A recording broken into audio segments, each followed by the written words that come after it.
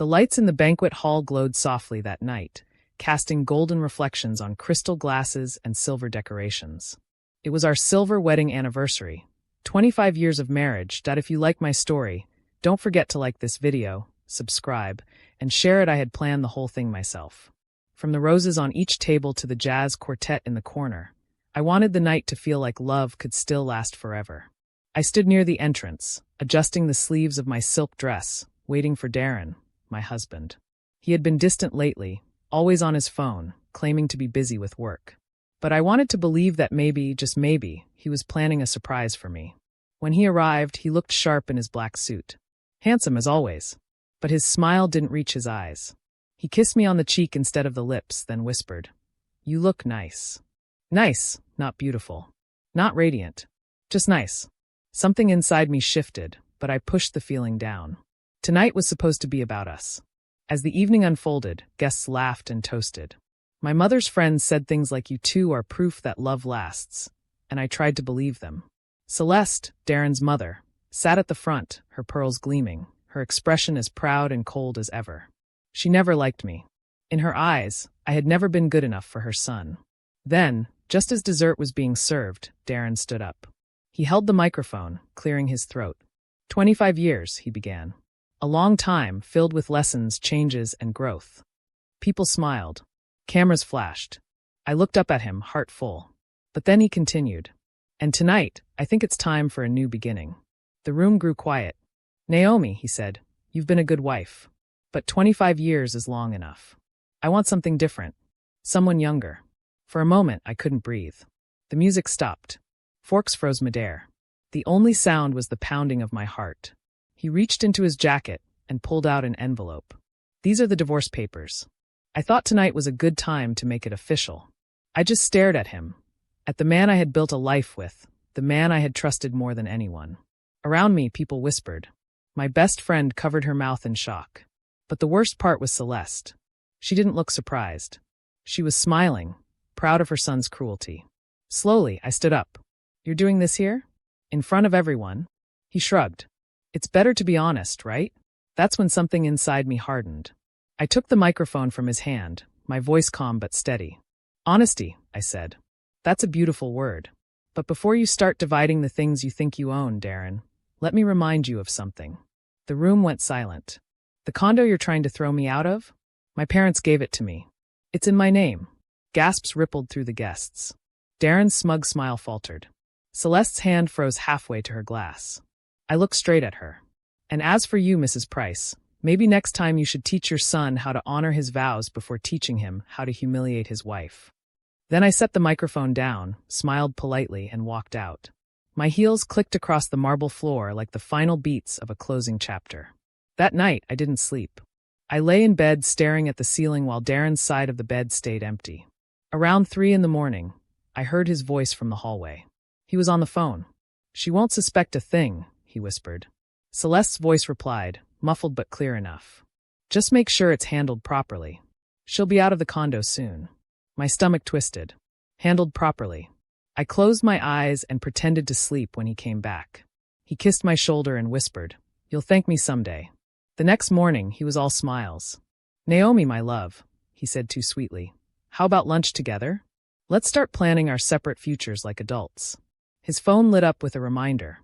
"Call S at 11 a.m. I smiled. "Who's S?" He froze just for a second. "Sanchez," he lied smoothly. "From Seattle. Work thing." But I knew that twitch near his left eye. He always had it when he lied. Later that day, Celeste showed up uninvited, as usual. "Naomi, dear," she said, walking right in. "Have you thought about what comes next? You're not getting any younger, you know." I bit back my anger. "I'm thinking about it." "Good," she said. Then, pretending to look around casually, she asked, "And tell me, where do you keep the condo documents? You never know, things happen." My hands clenched. "Why do you ask?" "Oh, I just like to be prepared," she said sweetly. When she left, I sat on the sofa for a long time, my mind racing. Then I walked into Darren's office. He had changed his computer password, for the first time in 25 years. That told me everything. But I knew him too well. I tried our wedding date backwards. It worked. What I found shattered me, and then rebuilt me. Searches for how to hide assets in divorce, how to remove spouse from property, how to keep condo after separation. I closed the laptop. My hands stopped trembling, because now I knew exactly who I was dealing with. For the next few days, Darren played the part of the loving husband. He brought me coffee, kissed my forehead, even called me darling again. It was almost laughable, watching him pretend to care, knowing what he was planning behind my back. But I was done pretending too. While he slept, I contacted a lawyer, Helen. Sharp, discreet, and unshakable. She didn't just help me, she armed me. We gathered proof, his debts, his secret accounts, even his fake Sanchez business expenses. By the time our anniversary dinner arrived, I was ready. He thought it would be another humiliation, one last performance before freeing himself. But this time, I was the one holding the script. The restaurant was elegant, filled with silver balloons and candlelight. Darren stood, champagne in hand, smiling for the cameras again. To new beginnings, he said. Yes, I replied. To endings that reveal the truth. The crowd turned. My voice was calm, but each word hit like a hammer. Darren, you've been planning this divorce for months.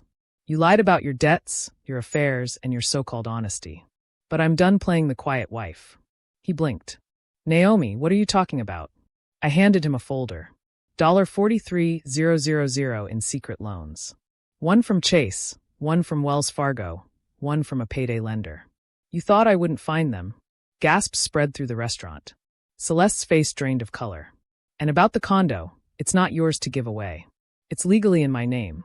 So when you pack your things tomorrow, make sure you take only what belongs to you. Darren's lips parted. No words came out. I leaned closer, lowering my voice. You wanted someone younger. You can have her. But she'll never respect you. Not after seeing the man who traded loyalty for vanity. Then I smiled, straightened my dress, and walked away again. The divorce was quick. The judge was firm. Darren's debts were his alone. I kept the condo, the savings, and my peace. When the gavel fell, I felt lighter than I had in years. Outside the courthouse, Darren followed me. Please, Naomi, he said softly. Forgive me. I lost everything. I looked at him for a long moment. No, I said finally. You lost me. That's what everything was. He cried, but I didn't. I'd done enough of that for both of us. A month later, his company fired him after the video of his public humiliation went viral. People called it the silver betrayal. He became a walking meme, a lesson in arrogance. He moved back in with Celeste, both of them clinging to the remains of their pride. The young woman, Sierra, married someone richer, because that's all she ever wanted. As for me, I moved to Miami, started a small publishing house. I filled my life with books, light, and peace. Sometimes I'd sit by the sea with my morning coffee and whisper to the waves, "Thank you for showing me the truth," even when it broke me first. Months later, I received a letter from Darren. You were the best thing that ever happened to me. I wish I had known that sooner. I read it once, smiled, and tucked it away. No anger. No pain. Just closure. And now, when I tell my story, I say this. After 25 years, my husband wanted someone younger. But what I said, and what I became, left him speechless. If you like my story, don't forget to like this video, subscribe, and share it. Every story I tell reminds us that even after betrayal, there is freedom, and after every ending, there is a new beginning. Because sometimes the best revenge is peace.